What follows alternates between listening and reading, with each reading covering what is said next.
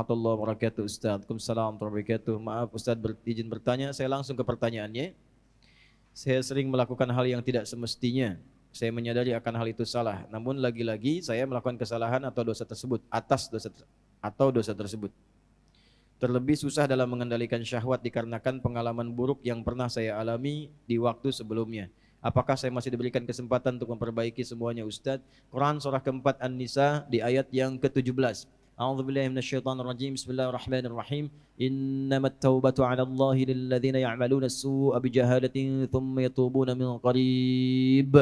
Orang-orang yang mau kembali kepada Allah dengan taubat itu, maka lakukanlah ketika ia sadar ia salah, segera taubat.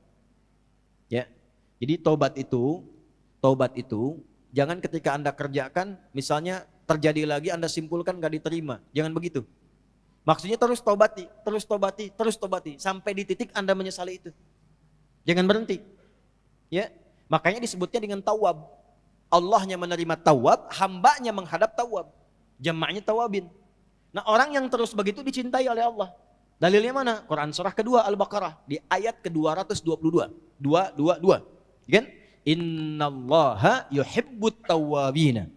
Innallaha yuhibbut tawwabin. Allah sangat mencintai orang-orang yang terus bertaubat. Salah, taubatin lagi. Salah, taubatin lagi. Salah, taubatin lagi. Sampai kita merasakan titik jenuh dalam bermaksiat dan kembali kepada taubat.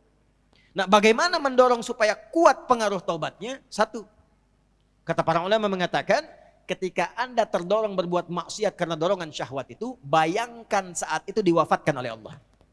Itu cara menghentikannya. Ya. Ada dorongan syahwat nih. Ya. Ketika akan terfikir untuk melakukan, bayangkan, rasakan bagaimana kalau diwafatkan saat itu. Nah, itu akan menghentikan seketika.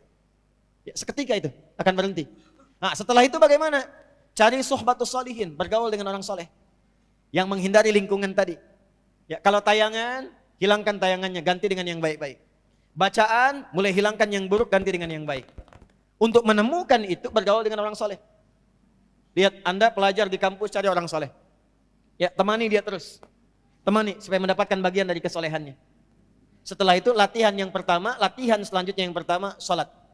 Karena sholat itu kuncinya. Inna sholata tanha anil fahsya'i wal. Nah, syahwat itu munculnya dari fahsya. Pornografi, porno aksi, LGBT, kata-kata jorok dan lain sebagainya, itu dari syahwatnya fahsya. Pencegah utamanya adalah sholat. Maka dalam sujud mohonkan khusus kepada Allah supaya bisa dibimbing, diberikan kekuatan oleh Allah untuk mengendalikan syahwatnya. Satu, taubat jangan berhenti, optimis terus. Yang kedua, rasakan kalau akan terfikir berbuat maksiat akan diwafatkan. Yang ketiga, cari teman yang soleh. Yang keempat, sholat optimalkan. Yang kelima, latihan puasa. Gitu ya. Sebab puasa itu paling efektif untuk bisa mencegah maksiat. Ya, Anda kalau syahwat sedang muncul, sedang puasa, nggak akan dilakukan. Berat untuk melakukan itu. Minimal pertama takut batal puasanya. Takut batal, kesananya lagi, itu akan terbiasa. Ya, akan terbiasa. Ya, yang biasa buka juga kalau puasa kan memang setengah-setengah dulu. Ya, kan dulu pernah saya waktu di Kalimantan ada cerita dari Sumedang.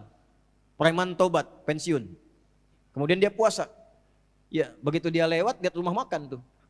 Rumah makan kok buka? Wah, jiwanya muncul lagi, datang ke situ gebrak. Pak, apa nggak tahu ini waktunya puasa? Jangan begini dong, tutup katanya. Tutup. Jangan kelihatan orang, tutup. Begitu ditutup, udah selesai, es teh manis satu Pak. Rupanya dia cuma sanggup sampai siang. Tapi alhamdulillah kan sudah mulai kan. Besoknya tambah lagi. Makanya sebelum nanti masuk Ramadan, nanti kita belajar. Ya, di awal bulan ya, di Tanah Kusir. Kita akan belajar, salah satunya adalah latihan puasa sunnah. Itulah sebabnya nanti kenapa Sya'ban Nabi banyak puasa sunnah.